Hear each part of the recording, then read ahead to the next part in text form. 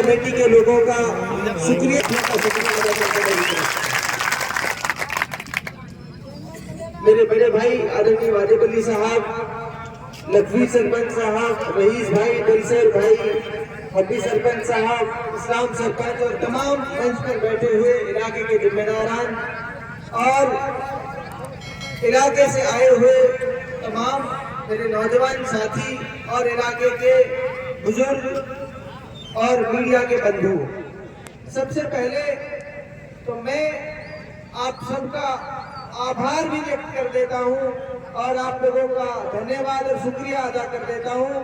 जो प्यार, जो मोहब्बतें आप लोगों ने मुझे दी, चुनाव में जो कामा के लोग भी नहीं थे, कामा के बाहर से उनकी यारी रिश्तेदारियों में फोन करके वहां जाकर आप लोगों ने जो सहयोग, जो मदद की, उसके लिए मैं हमेशा कामा के लोग आपके शुक्रगुजार रहेंगे, आपका एहसानमंद रहेंगे।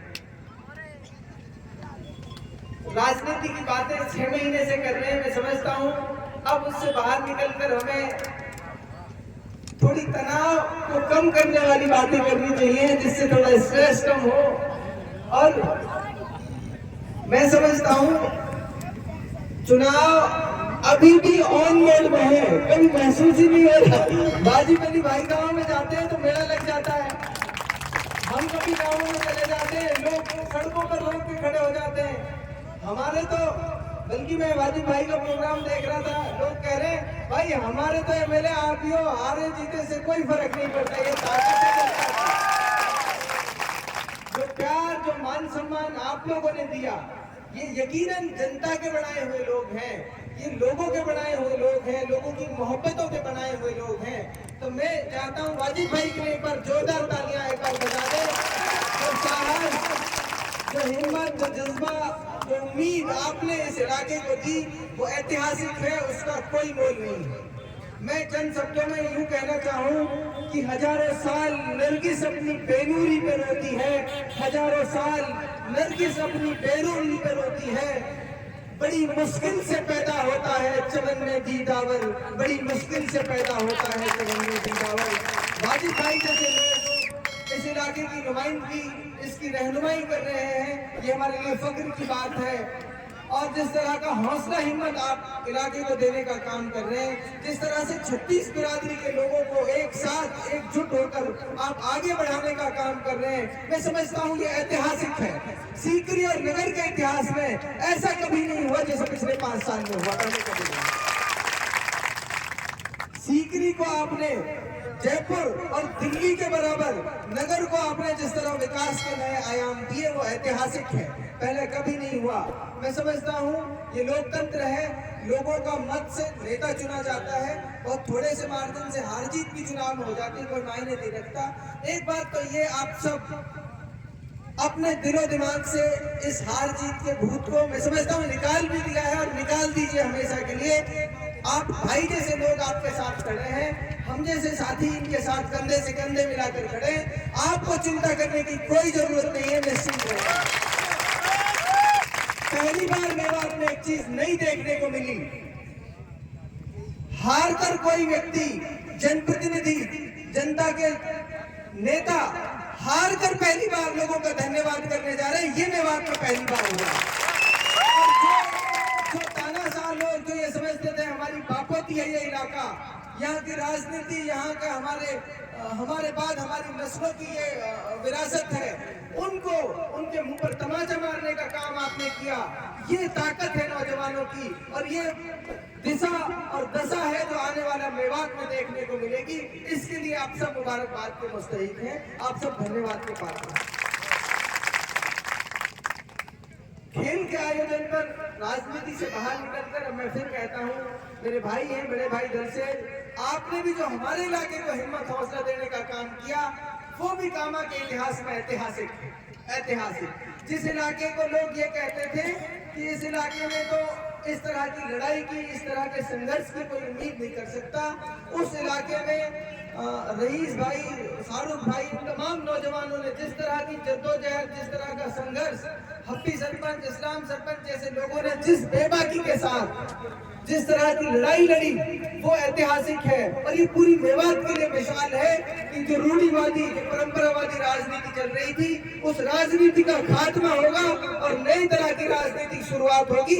ऐसी राजनीति की शुरुआत कि चंद नौजवान अगर ये चाहे कि हमारे नेता को हमारे बीच इस ग्राउंड में होना चाहिए, तो नेता मजबूर हो जाए उन नौजवानों की आवाज पर। ये बदलाव की शुरुआत है। ये नौजवानों की ताकत का एहसास हमने किया।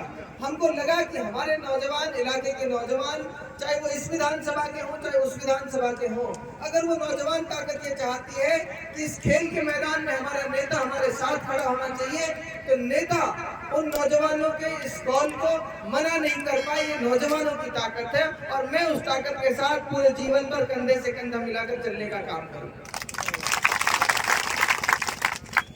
और मैं तो कुछ तजुर्बे ऐसे हैं जो आपके साथ शेयर करना चाहूंगा। फोन में एक फीचर है वो ट्रू कॉलर का। आजकल मेरे पास, क्योंकि मेरा नंबर बहुत सर्कुलेट हुआ, मैंने कोशिश की मैं हर आदमी तक पहुंचूं, और इस कोशिश में कई उसके डिमेरिट भी होते हैं। मेरे पास फोन आते हैं आजकल, ट्रू कॉलर पे पहले पता चल जाता है किसका फोन आ रहा है। तो फोन आएगा, किसी पे तो लिखा है मासूम बालक। ये लेटेस्ट पता चल रहा है। किसी पे लिखा आता है नाम पता करके क्या करोगे। अब मुझे डर लगता है फोन उठाऊं कि ना उठाऊं। तो मैं बड़ी दुविधा में हूँ। कुछ साथी शिकायत करते हैं कि फोन नहीं उठा पाते सबका। उसकी वजह यह है कि कहो तो रात को 2 बजे भी बच्चे फोन कर रहे हैं, आवाज़ मुख्तार बोल रहा हो क्या?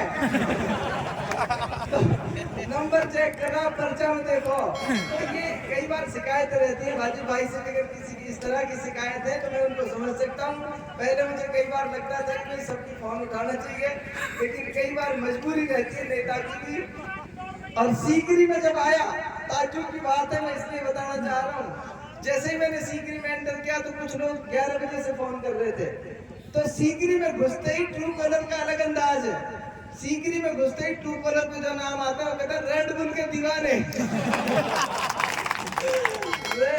रेड बुल के बादशाह। तो आपने रेड बुल और इसको जो एक ब्रांडिंग दी है, मैं तो कहता हूँ करोड़ों रुपए रेड बुल को आपको देने चाहिए उनके प्रचार के लिए।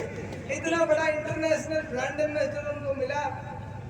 खैर बहरहाल उस संदेश को मैं आपके साथ फिर इलेबोरेट करना चाहता हूँ। जिस तरह के सदमे में तीनों विधानसभा सीटों को हारने से इलाके के लोग थे, जिस तरह की मायूसी इस इलाके में, और बल्कि मैं कहूँ पूरी मेवात, हरियाणा मेवात से मिलाकर राजस्थान मेवात के सारे सीटों पर जिस तरह की मायूसी थी, उस मायूसी को उस 30 सेकंड के वीडियो ने सच में रफू चक्कर कर दिया। चुनाव के हार की चर्चा खत्म हो गई। ये बहुत बड़ी ताकत और हिम्मत देने का काम था। उसका कुछ लोगों ने गलत आशय निकाला। उनसे भी मैं कहना चाहता हूँ, बहुत पॉजिटिव व्यक्ति है, ऐसा व्यक्ति है जिसने विकास की, डेवलपमेंट की राजनीति शुरू की इस इलाके में, जिसने मेवात इलाके को ये बताया कि किस तरह से इस इलाके को आगे बढ़ाया जा सकता है। जिस व्यक्ति का मैं अपने चुनाव प्रचार के दौरान जब डेवलपमेंट की बात करता था तो मुझे लोग कहते थे छोटा वाजिब है, मुझे लोग कहते थे इसमें हम दूसरा वाजिब देखते हैं। तो ऐसा व्यक्ति, इतना पॉजिटिव आदमी मेवात की राजनीति में है, जो मैं यकीन दिला सकता हूँ, जो मैं भरोसे के साथ कह सकता हूँ कि 36 बिरादरी के लोगों को इंसाफ के तराजू में तोलने का काम कोई कर सकता है तो वो वाजिब भाई है। एक बार जोरदार तालियों से। और फिर चंद शब्दों के साथ आप सबसे सिर्फ इतना कहूँगा, खेल के माध्यम से समाज में एक पॉजिटिविटी आती है, एक सकारात्मकता आती है, और खेल हमें हार और जीत को बर्दाश्त करने का की कला भी सिखाता है, आदत भी हमको सिखाता है। मैंने कभी चुनाव को इससे ज्यादा हावी अपने ऊपर नहीं होने दिया। जिस तरह क्रिकेट और खेल के मैदान में कभी हार जीत हो जाती है, तो चुनाव भी एक ऐसे ही खेल में हमने लड़ा और इसलिए लड़ा कि हमारे इलाके की जरूरत थी, मेवात की जरूरत थी कि उसकी आवाज कोई बने, उसके नौजवानों की आवाज कोई बने, उसकी बेहतरी और भलाई की कोई बात करे। इस मुद्दे पर हमने चुनाव लड़ा, तो उसमें भी हार जीत हो गई। तो वो खेल के मैदान की हार जीत जैसा ही है। हम खेले तो खेल के मैदान में हम भी बहुत बार हारे, बहुत बार जीते। इसलिए खेल हमें बहुत इस सब तरह के संघर्ष से लड़ना सिखाता है। खेल समाज को एक नई दिशा और नई गति देने का भी काम करता है। पुणे में आयोजन कमेटी के लोगों का धन्यवाद देता हूं कि आपने इस तरह के आयोजन किए। इसके साथ साथ मैं आपको एक बात कहता हूं, आपकी बड़ी जिम्मेदारी है कि निष्पक्ष रूप से ये टूर्नामेंट कराया जाए। किसी भी तरह की बेईमानी खेल में होती है तो ये मान लो वो समाज का आईना दिखाता है, समाज को हमें बताता है कि समाज में किस तरह की अन्यायपूर्ण व्यवस्था है। जब खेल में न्याय होगा, खेल की व्यवस्था में न्याय होगा, 100% ये मान लीजिए समाज में उसका बहुत बड़ा संदेश जाएगा। आप ईमानदारी से प्रतियोगिता कराइए। जो अच्छा खेलेगा, जो बेहतरीन खेलेगा, चाहे वो हमारे गांव की टीम है, चाहे पड़ोस की टीम है, वो जीत कर आए, ऐसी मेरी कामनाएं हैं आप सबसे। आयोजन कमेटी के लोगों को वाजिब भाई के साथ मंच शेयर किया, बड़ी जिम्मेदारी रहती है उनके साथ बोलने में भी कमी कोताही अगर कुछ है तो मैं भाइयों से सबसे माफी भी चाहता हूँ। और मैं हमेशा आपके बुलावे पर कौम, समाज और इलाके की बेहतरी के लिए आपके साथ हमेशा हाजिर रहूंगा, आपके बीच रहूंगा। बहुत बहुत शुक्रिया, बहुत बहुत आभार।